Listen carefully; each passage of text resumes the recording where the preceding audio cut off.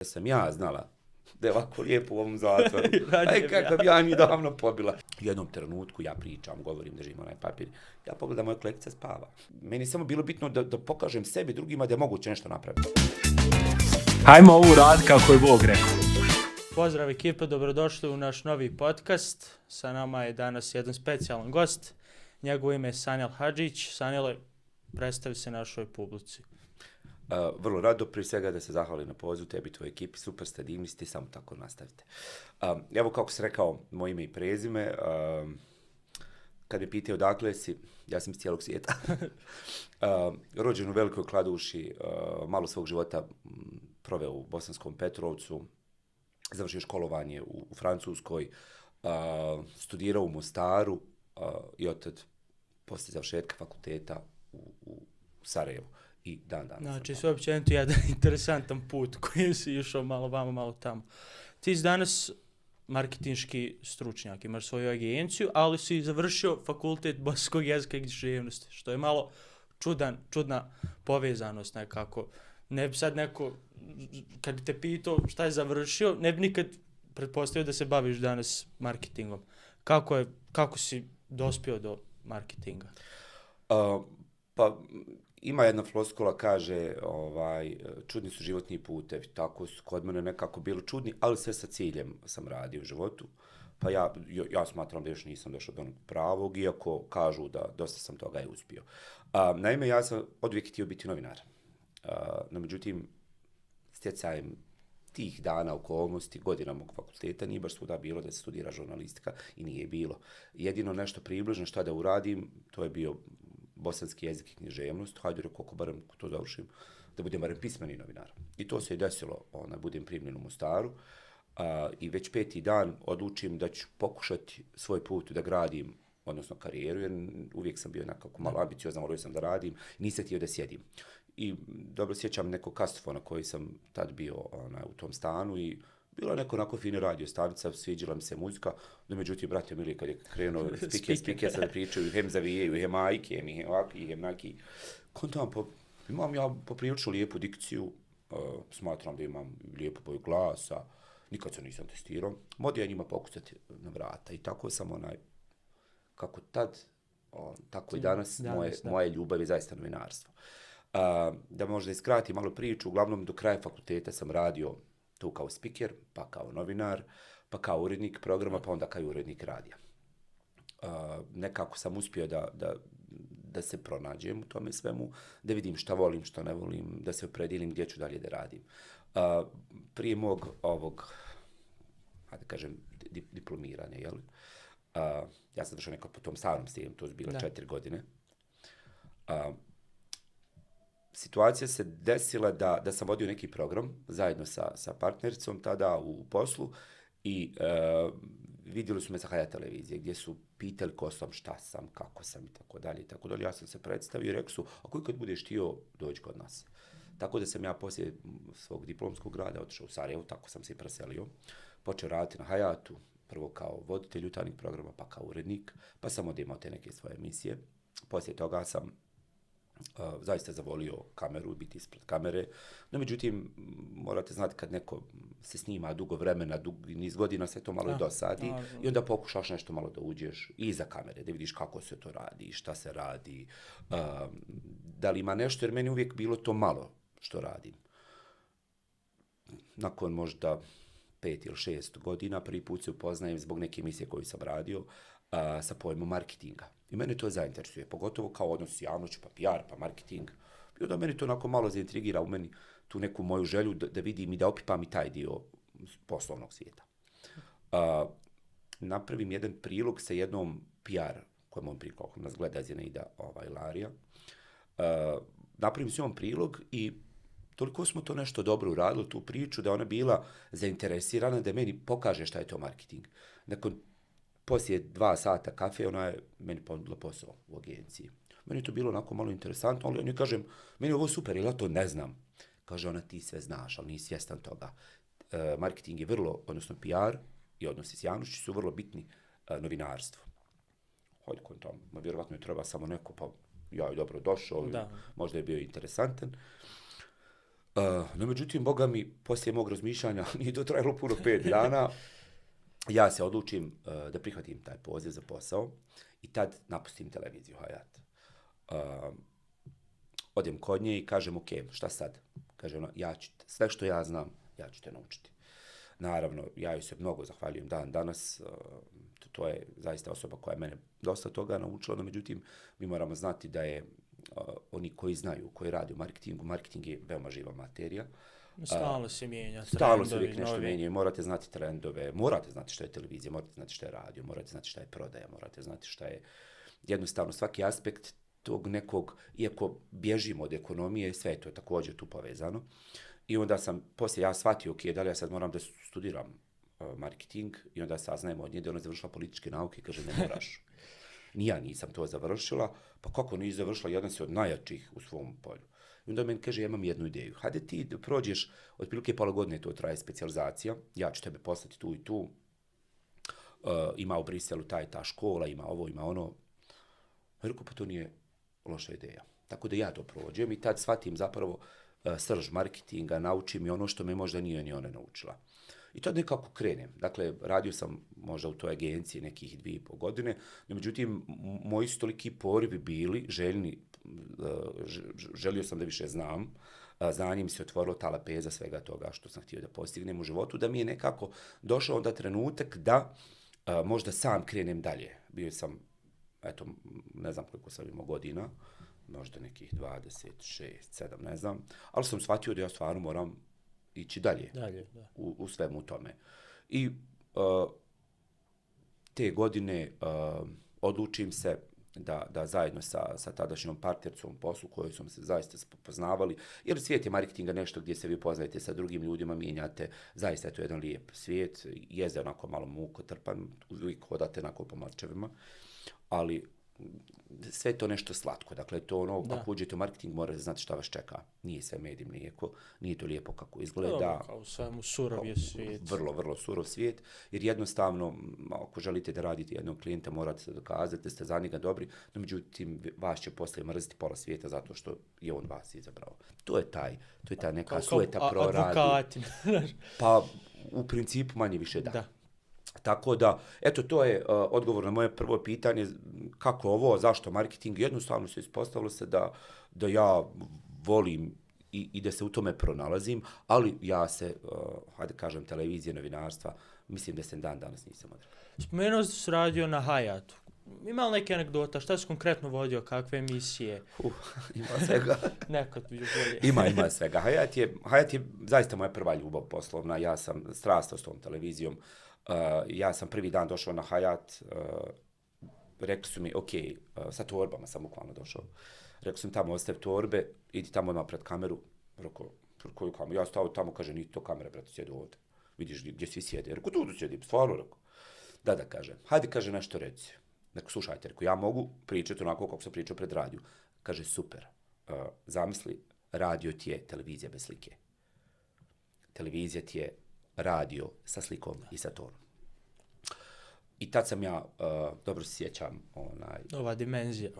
Dimenzija, došlo to skroz, zaista je tako bilo. Dođem, ok, kaže, rekao, super, jutarnji program, kaže, sve to divno, krasno, ali jutarnji program se radi uživo, rekao, super, nije problem, a ovamo se tresem od treme.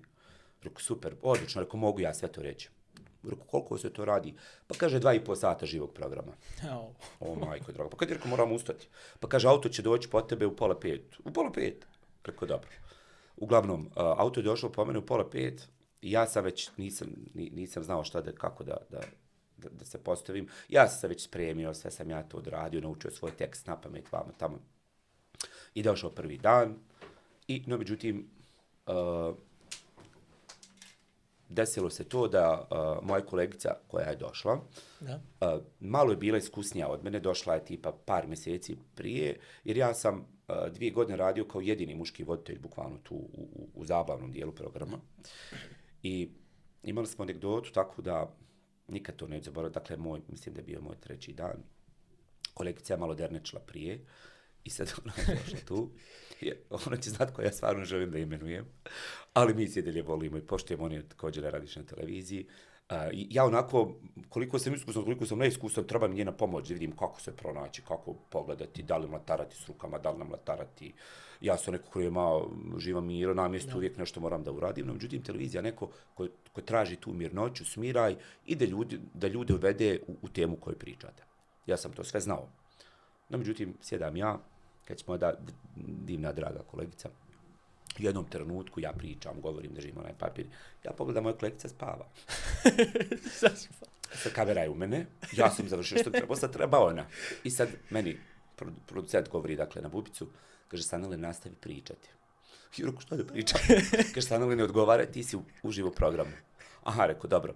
Rekao, tako da je počelo nešto, tad zapravo moja ljubav, da sam ja vidio da je živi program nešto što je dinamično, što je dobro, što je izazovno i što ću zaista dugo voljeti. Tako da je taj moj, hajde kažem, sve što sam naučio sam kroz jutarnji program. Kako si još emisije radio na Hayatu? Da li su to bilo, ne znam, ovi novi slučajevi X mesi čini da su tamo? Da li si radio na tim nekim emisijama? Jesam. Ne, može neka anegdota isto. Ima tu anegdota puno. Ja ću samo da mali uvod napravim za to. Vi kad radite jutarnji program, radite ga cijeli dan. Dakle, dolazite ujutru u 6 sati, vraćate se navečer u 7 sati i toliko ima malo vremena za privatni život, prenaporno postoje u jednom trenutku. Dakle, nisu imali nikog ni za vikend jutarnji program. Ja neko ko je došao tek, hajde kažem, mislim da sam bio prvi voditelj muški u to vrijeme na Hayatu. Napravio sam toliki šer gledanosti da mi jednostavno nisi htjeli pustiti ekrana. Onda ja kao takav, jednostavno čovjek se umori, onda osjeti se na sebi. I onda ja, po cijenu svega toga, meni slava apsolutno tad ništa nije puno ne značila. Ja sam rekao, volim ovaj posao, međutim ja želim da se malo razgranam. Šta meni može još ponuditi televizija? Kaže, televizija ne nudi ništa, ti moraš ponuditi televiziju. Ja stupim kontakt sa kolegom iz informativnog programa, pa onda iz dokumentarnog programa. Ja moram reći da sam zaista imao mentora koji me naučio sve, to je pokojni Konstantin Jovanović Kosta, jedan od najcijenjenijih novinara u Bosni i Hercegovini koji je formio mnoge velike televizije i jednostavno čovjek koji je toliko imao priznanja da ja sad kad pomenem puno su mi usta i zaista oko srca malo zakuca. On mi onda rekao, ja smatram tebe i ne vidim da si ti neko ko cijeli svoj život treba biti u jutarnjem programu. Ti si neko ko ozbiljno gleda realnost, ti si neko ko se bori za pravdu, ti si neko ko rekao, super, divno, krasno. Rekao, čekaj, Kosta, ja sam gledao, između ostalog, imaju neki, rekao, files, kao X, rekao, vamo tamo, kaže, kakvi files? Rekao, ja bi to preveo slučaj X, eto, kaže, što tako nešto ne napravite? Evo ti kaže, imaš kolegu, imaš ovog, imaš onog. No, međutim, to je sad bio neki tajac, u jednom prođe mjesec dana, vidim ja, radi se špica, slučaj X, radi se ovo, radi se ono, jedan kolega, drugi kolega kreću to da rade zapravo. Rekao, to je super. Znači, ti si idejni tvorac te popularne emisije. Da. No, međutim, televizija je nešto, to ono što sam malo prije rekao, ima tu puno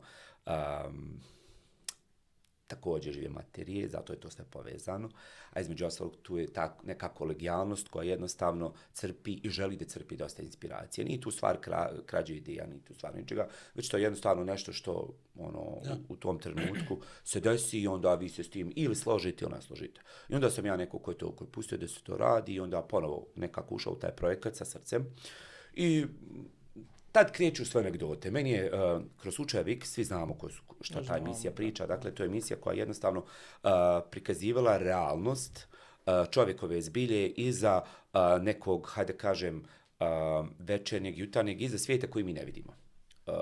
Pravu realnost. Jeste. Tadašnji, mislim da on i sad urednik te emisije, zaista neko čovjek koji je uspio da tu svoju ideju dodatnu koju ja nisam znao kako da napravi, da razloži, obrazloži i pokaže svijetu da je zapravo jedan format takve televizijske emisije vrlo može biti popularan. A što može biti popularan? Ja smatram da toliko... Ljude interesuje. Pa ne, nego mi toliko imamo na ulici svega toga da jednostavno možemo ponuditi nešto što je najkvalitetnije i što to opstaje. Tako da sam ja, dok su svi slavili Novu godinu, ja sam na Kumu zajedno s svojim kamermanom bio, hoće biti krvi, hoćemo snimiti tu krv, jer sam znao da će biti ta najgledanija emisija, dok su svi slavili Bajrame, praznike, Božiće i ostale, hajde kažem, porodične Da, dane. porodične, da. Moja porodica bila, dakle, kamerman i Saša kojeg ovom prilikom pozdravljam, ako gleda, je da najbolji kamerman na svijetu, kojim zaista nije bilo ništa teško snimiti. Dakle, htio sam da taj nož bude snimljen, htio sam to. Tako da sam iz jednog programa krenuo u taj neki drugi program. Poslije toga su se nizale emisije. Onda poslije toga odem na emisiju napravim koja se zvala Jedva sam preživio, gdje smo također radili jedan dokumentarni program. I tako da se moj taj jedan period zasnivao na tim emisijama, pa eto dok nisam otišao. Malo neki zanimljivi situacije dok ste obilazili snimanje te... Kako nema. Tako nema. reći, te osobe za taj vid Kako emisija. nema, sjećam se... Naravno, sam pucaj. Naravno. Sjećam se jednom kad smo otišli prvi put u ženski zatvor u Tuzlu, da snimimo... radili smo ispovijesti, rekonstrukciju bi stava na osnovu tih ispovijesti. Ja sam bio za to zadužen i odemo ti mi u Tuzlu, u ženski zatvor, gdje ja, malo je reći, budem, pa ne znam, ne smijem reći impresioniran, a malo začuđen. Radili smo s jednom gospođom sa krajiških prostora, koja je pola svoje porodice pobila zbog međe. Sad ja kontam koga ću naletiti, majko draga, ne znam, trebam li pancirku obući, ne znam, prvi put mi tu ulazimo i čekamo mi, dakle mi smo posluženi sokom, mi kao da ulazimo apsolutno sve nam je lično, pa nije baš hotel, ali eto, kao da neki onako malo restoran. Mi smo tu sjeli, naravno, nismo znali gdje ćemo pričati, izlazimo tamo neko dvorište njihovo, nismo ni mi smjeli biti provedeni baš sad svuda, dakle, tačno se zna gdje mi smijemo ući, gdje ne smijemo ući, kako je dogovoreno, što nije dogovoreno, da bi dolazi jedna mila, divna gospođa. Rekao, ja se izvinjam, i sad ja kontam da je to neko ko čuva. Evo, rekao, mi se izvinjamo, mi smo, rekao, s Haja televizije, ja sam taj slučaj Viksovo, ono. A da kaže, ja sam vas čekao, samo vi, kaže, sjedite. Rekao, vi ste, gospođe, da, kaže, što bi ja bila?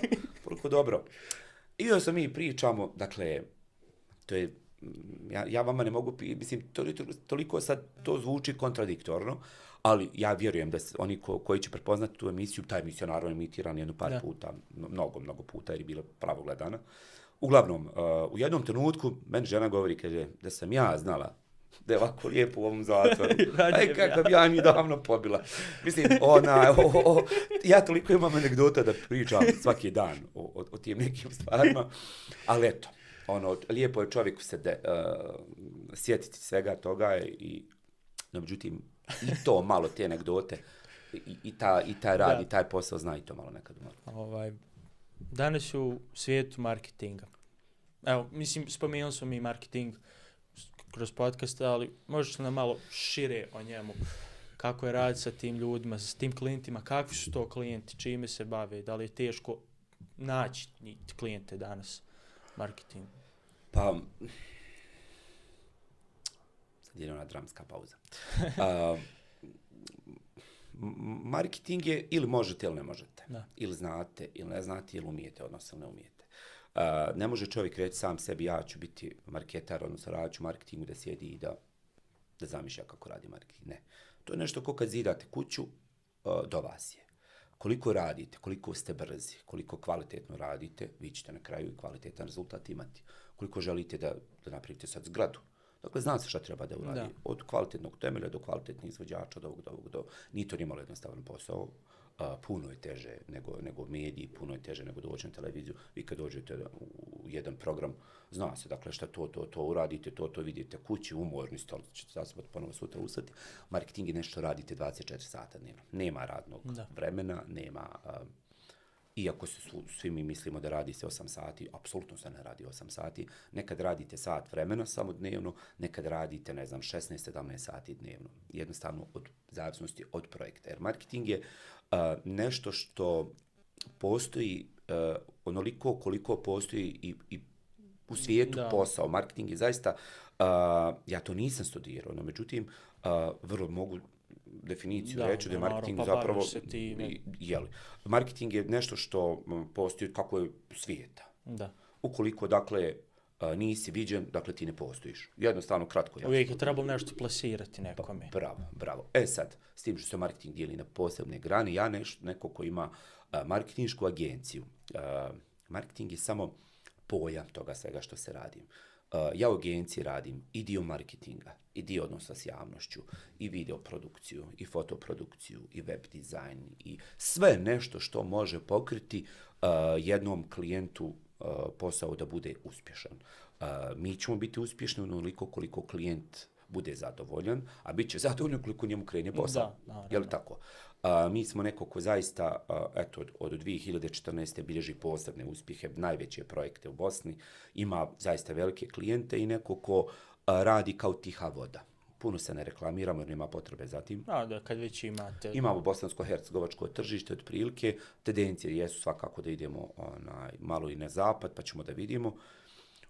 I jednostavno, kad ja kažem marketing, to je ono nešto što ili radiš ili ne radiš. Imate, mislim, ovo kako nazvati, neke trofeje, neke poznate ličnosti, koja je najpoznatija ličnost koja se vama obratila za marketing, neki, recimo, vaš najveći uspjeh do sada? Tako to pa mi imamo mnogo svojih projekata koji smo kao marketinška agencija pokrenuli. Mi imamo jedan od poslije Sarajevo Film Festivala najočekivaniji događaj, to je izbor muškarca godine Bosne i Hercegovine, gdje zaista imamo 14 kategorija kroz koje su prošle, ne znam, od Zlatana Ibrahimovića pa do Dine Merlina, do sva moguća imena od Edina Džeke, sa zavisnosti u kojem kontekstu govorimo. Da.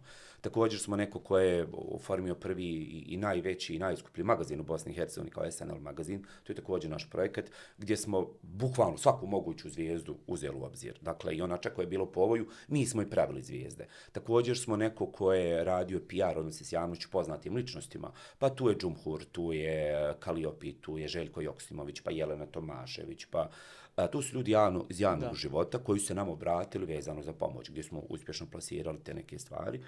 U svakom slučaju od većih klijenata, ja kažem naša agencija medije PR Bosne i Hercegovine koja ima, ne znam, od DM-a do nevladnih organizacija, do vladinih organizacija, gdje ne bi nikog zaista izdvajao, jer imamo mnogo uspješnih projekata koje smo odrađivali kao marketinška agencija za te klijente. Recimo, obrati nam se, ne znam, Lutrija Bosne i Hercegovine, odradimo fantastičan posao, mi smo s njima završili, ali da je ga imao neki odnos. Tako da nemam baš od nekog posebnog izdvojiti, jer su nekako svi posebni i ne bi da klasifikujem nikoga, jer evo, sad ću samo navesti jedan primjer. Meni je vrlo bitan kao neko ko je trenutno sad no name, a postaće jedno ime što mi radimo za godinu dana, isti nam je prioritet kao što je to bio, recimo, ne znam, evo Željko Joksimović. Radimo na istom principu, radimo po istim pravilima i važni su nam svi. Marketing sam spomenuo da je neka živa materija, da se mijenja kroz vrijeme. Kolike su razlike od trenutka kada ste počeo raditi sa marketingom pa do danas? Koliko se on zapravo promijenio?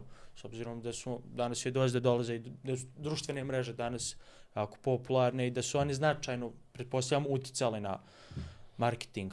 Kolika je ta promjena bila? Kako si je ti podnio, pošto pretpostavljam duže vrijeme radiš marketing, kako se prilagodio sa tim promjenama? Pa, nije više stvar kako sam se ja prilagodio, bitno je stvar prilagoditi se. Bitno je stvar biti ispred vremena. Sad, ja sam neko ko svim svojim saradnicima govori da mi moramo slijepo pratiti trendove u marketingu. U marketingu trendove, mi to htjeli ili ne priznati, dvije su zemlje koje nameću nam ta pravila. To je Amerika i Kina.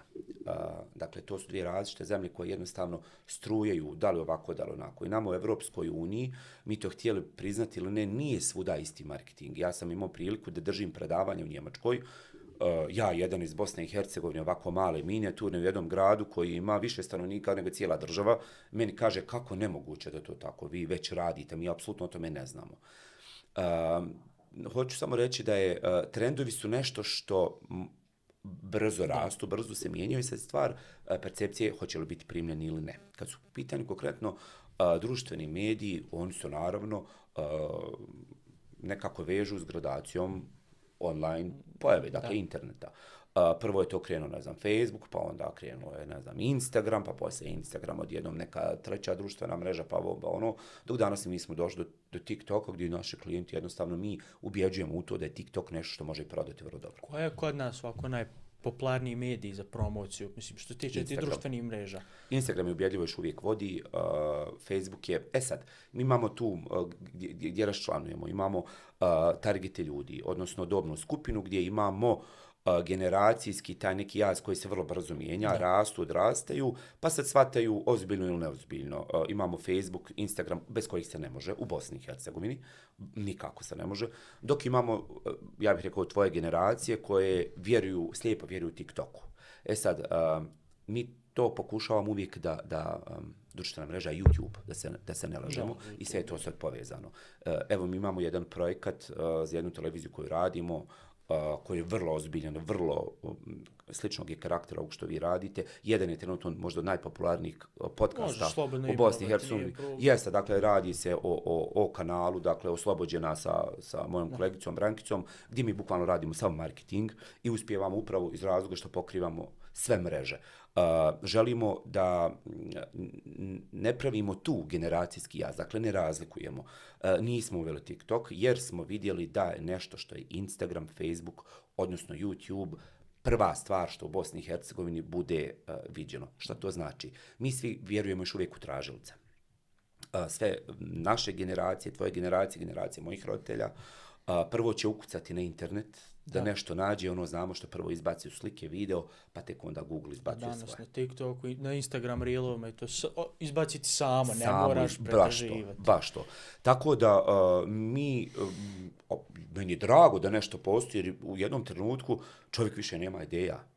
Štampa je nešto što ja najviše vjerujem. Ja volim da opipam predmet, ja volim iz ove šolje stvarno da realno popijem vodu, a da ne pričam o tom vodi i da ostanem željan vode. Vi imate i toga danas. Još uvijek neki klijenti traže i uvijek će to biti. Luksuz je kad brand ima nešto pipljivo. Mi možemo biti viralni danas, sad da li to istina, da li to nije istina. Ono što nije zapisano nije se ni desilo. Ono što nije napravljeno i ono što čovjek ne može da vidi, dakle ne može ni da osjeti. Dakle, postoje neke stvari koje nikad neće nestati. Govorili su radio nestaje, nije tačno. Radio nikad nije bio popularniji. Svaku auto ima između ostalog radio, slušaj. Bravo.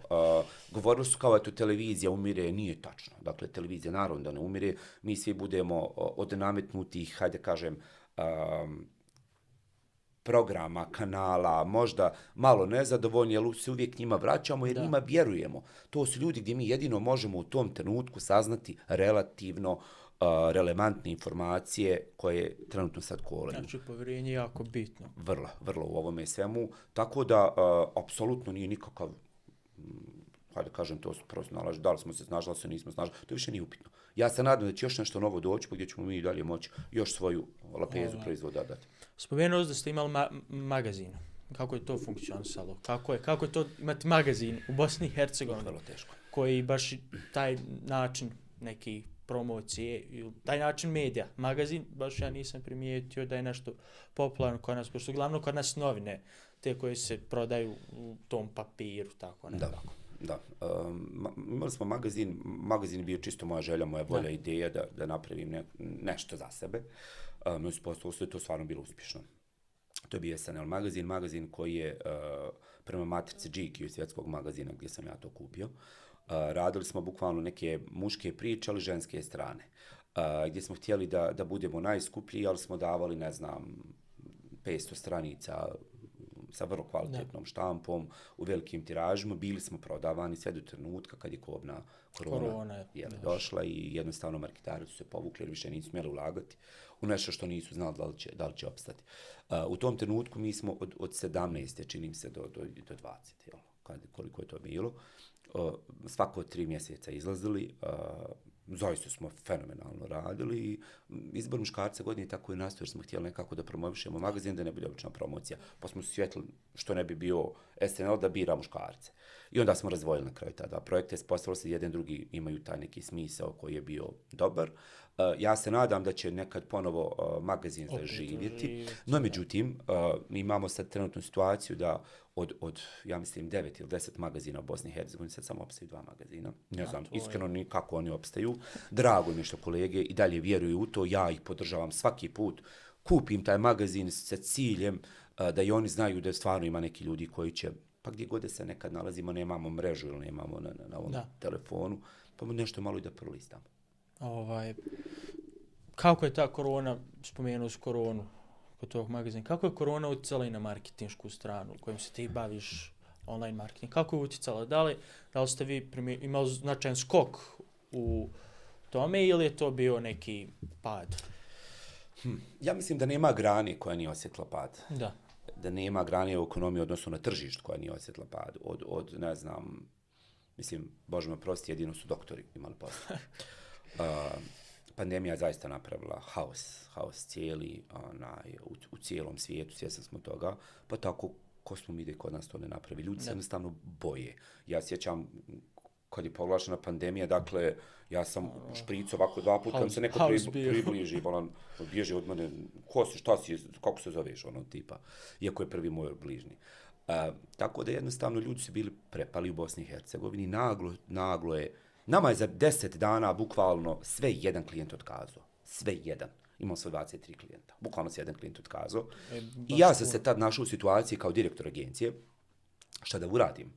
Onda smo mi shvatili da smo mi neko ko, marketinška agencija ne smije samo da pare uzima. Marketinška agencija radi u tome smislu da nauči klijenta da klijent mora ulijevati povjerenje, odnosno da može vjerovati nama. Mi smo toliko onda preuzeli, hajde kažem, nekakvih poslova na bazi dobrovoljnog rada, gdje smo i druge klijente naučili da vrijednuju sistem života. Šta to znači? To znači da ako ima neka nevladna organizacija, mi ćemo pomoći da to uradimo, vratit će se to nama na ovaj ili na onaj način, ali bitno je da ni mi ne posustajemo. I onda smo shvatili da mora postojati način u životu života, mora postojati ciklus, mi moramo da jedemo, moramo da dišemo, na kraju krajeva prodaja mora postojati. Naravno, kapitalizam. Bravo. I onda smo shvatili da u koroni ja moram negdje kupiti nešto. Ja imam svoj navike. Ja želim kafu tu i tu da mi bude servirana svako jutro. Ja tu kafu moram da kupim. Kako ću kupiti, ja tamo ne smijem ići. Evo ga ideja. Hajmo online napraviti. Hajmo napraviti promociju da ti, možda ja sam jedan u masi, a takve mase može 5.000 ljudi, 50, 100.000 ljudi. Koliko je broj, možda jedna opština u Sarajevu. Možda oni svi žele tu kafu. Hajmo da pokušamo tako.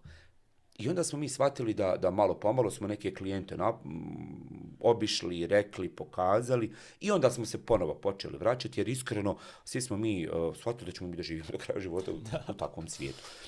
Ali eto, uspjeli smo se nekako izboriti. To mi je drago čuti. Koliko su mladi prisutni tu u marketingu? Koliko vi gledate na mlade? Mislim, sve zavisi od proizvoda koji plasirate, ali gdje su mladi u tom nekom marketingu? Da li danas više imati ljudi koji radi u marketingu? Da li su to više mladi ljudi ili su ljudi malo stariji, tako kažem, s više iskustva? Ja bih volio da su se meni javljali mladi. Ja bih volio da sam... Što oni najbolje znaju. Ja bih volio, no međutim, vi imate danas marketinških agencija mnogo, koji uspijevaju, tipa zatvore se za pola godine. Marketing je kao politika. Da. Marketing je kao politika, vama se mora vjerovati. A vi morate raditi na tome da se vama vjeruje. Dakle, morate, ponovo govorimo ovo povjerenje, vrlo bitno. Pritom, ja ako imam, ne znam, ako držim neku kompaniju, recimo, evo, koja pravi sokove, koja bilionerska kompanija, ja ću naravno tražiti agenciju koju mogu da vjerujem, dakle, koju neću samo baciti pare. Mnogo je teško plasirati kad si mlad svoje ideje nekoj kompaniji, jer mi znamo danas koje su to kompanije u Bosni i Hercegovini, koje drži, ko su vlasnici, ko su direktori, no međutim sada se oni polako okreću jer su shvatili da je vi mladi, hvala Bogu, brzo rastete, generacije nove dolaze, vi ćete na kraju vama svijet ovaj ostaje i moramo ga vama pripremiti, jel tako? Tako da ima sve više mladih, ima zaista sve oni koji dolaze s novim idejama i dan danas ja učim, ja dan danas gledam te mladi kako razmišljaju, pitam na kraju krajeva i ja sam od vas možda danas nešto naučio, a evo, vi ste jedna generacija koja mnogo obećava. Ja sam ovako, što se tiče tog marketinga, meni uvijek bilo nekako ti marketinške agencije, nisam je nešto volio. Gledam kako nekako ljude, mislim, nije sad ovo nikakva uvreda, naravno, ali nekako imam osjećaj, gledaju ljude baš kao i političari. Na neke samo da im se to nešto plasira. Nebitno je li taj nekad proizvod je kvalitetan, naravno, govorim za sve kompanije. Ima kompanija koji to tako i radi. Primijetio sam, primjer, ovako u filmovima, dosta loše nekad i rade i promocije i samo plasiraju da bi ljudi to kupili, hoće li to valjati, neće, nema veze. Da. Bitno je da su im prodali. Kako, mislim, gledaš na to, mislim? Pa, pazi, nisi ti puno u krivu. Da. I nisi ti puno u krivu. Ima marketinških agencija u svijetu, evo recimo svjetske velike marketinške agencije, one su proizvod velikih kompanija. Kao što su neko od najpopularnijih gaziranih pića, ima najveću marketinšku agenciju na svijetu, koja je pola industrije, ne znam, duhanske pokupovala i tako dalje i tako dalje. I to su ljudi koji rade na jedan specifičan način koji meni apsolutno nije blizak, koji mi nije drag i koji nikad ne bi radio. Dok marketinške agencije koje se bore da dobro urade svoj posao, one stvarno i moraju da rade na način da budu u razmišljanjima adekvatni, profesionalni, ali da unesu emociju. Ukoliko ima emocije u tom marketingu, to je znak da je jedan kvalitetan posao dobro urađen. Tako da koliko su pravu, toliko nisi u pravu. I ima, evo, mene poznaješ, ja sam neko ko je zaista osjećajan čovjek koji može prepoznati problem i koji prvo gleda da uradi dobar, kvalitetan posao, a onda ćemo pričati o ekonomskoj strani kao što se to i radi. Jel? No, međutim, i u Bosni i Hercegovini ima, nažalost, da kažem, ima agencija koje otprilike ne rade posao kako bi ja to radio, nema potrebe da se to imenuje, ali ja kažem ponovo ima u svijetu. No, međutim, dok je god ljudi koji pošteno i fino rade, ja mislim da će ovaj posao zaista imati perspektive i tek dolazi sad. Malo skačemo s teme na temu, ali nema veze kad si ima toliko o tome pričati. Čitajući tvoj CV, vidio sam da si režirao filmove. Ja. Možeš nam malo više reći o tome? Mogu, sa zadovoljstvom. To se desilo kad sam prešao marketing. To ona stvar ne mogu nikako da izbacim kameru iz glave, iz srca, iz duše. Jednom kad stanete ili pred kameru, iza kamere, to ću cijeli život vas praviti kao mikrofon jedan. Dobio sam ponudu da, pošto sam organizirao jedan crveni tepih na Sarajevo Film Festivalu, da se okušam, pošto dobro pišem, volim da pišem, imam smisao za sve to, radio sam dobre dokumentarce, tako dalje, da pokušam da napravim neki kao kratki film. Ja sam osjetio, što da ne? Ja u životu nisam napisao jedan tekst. Ja znam kako se to piše. Ja jesam završio jezik i književnost, ali tomu se nauči kako napisati scenariju. Ne, kako biti scenarista. No, međutim, tad je stvarno internet fino i radio. Ja sam onda otprilike istraživao, pitao, nije mi bilo mrsko.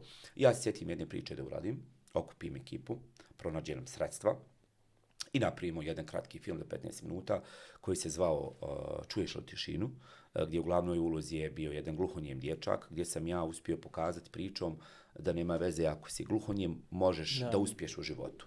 Ja sam opravdao najveći paradoks koji nisu mogli da vjeruju režiseri veliki koji su nam dali to priznanje, reći koje, da je jedan dječak koji je gluhonijem pobijedio na recitatorskom državnom prvenstvu.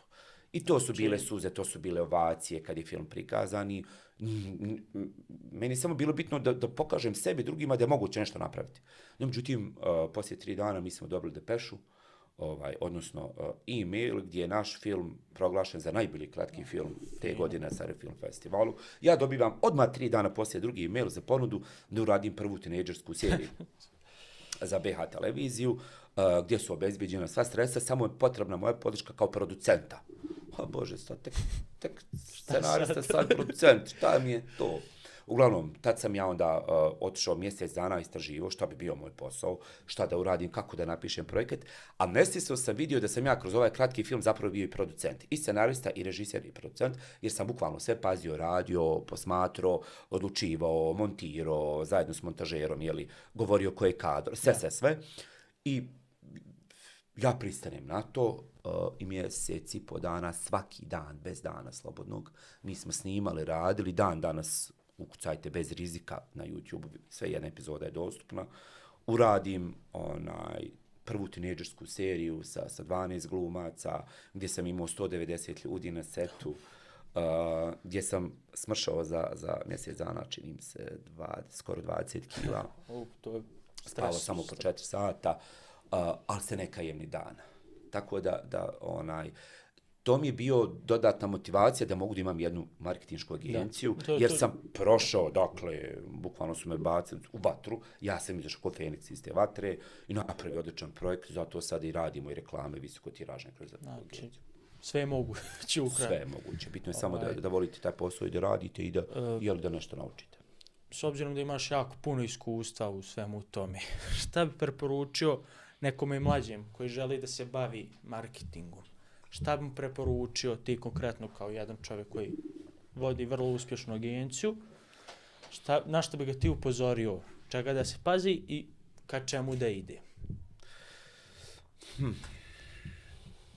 Čega da se pazi? Prvo, neko ko želi da se bavi ovim pozivom, bilo bi lijepo da meni je žao, ali stvarno sad nemam vremena da upisujem ikakav fakultet, da završi zaista ovaj poziv marketara, odnosno da završi marketing u bilo kojem smjeru, jer to je nešto što ja dan danas se kajem možda što to nisam opisao, vjerujem da je ponovno opet nešto čuo što ne znam, jeli? Jer teorija je vrlo bitna ovdje.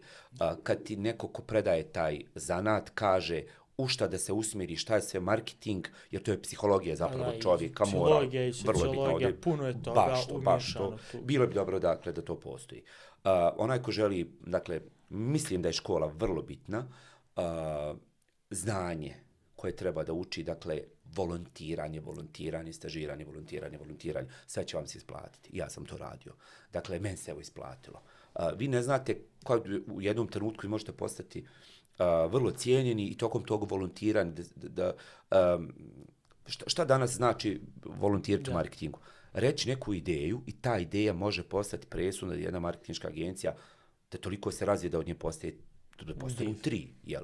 Tako da bitno je ta volja, bitno je koliko se voli taj posao, da se dobro istraži šta to znači. Naravno, kao i za svaki drugi. Kao i za svaki drugi. I to je jedan, koliko god je težak, to je jedan zaista lijep i plemenit posao. Dakle, tako da to je to moj jedan, možda evo ta 3 savjeta, da se ne odustaje toga koliko se volite. Malo će biti teško, ali vrlo moguće postati popularan, odnosno uspješan. Šta ja mislim da bismo ovdje trebalo stati, pošto stvari ima puno se toga za pričati, ali smo nekako rekli tu neku srž. Hvala vam što ste gledali, ako ste dogledali ovu epizodu, nadam se da jeste. Zahvaljujem tebi, Sajnal, prvo na ovom vrlo inspirativnom razgovoru i nadam se da ćemo snimiti još koju epizodu i to bi bilo to. Hvala puno.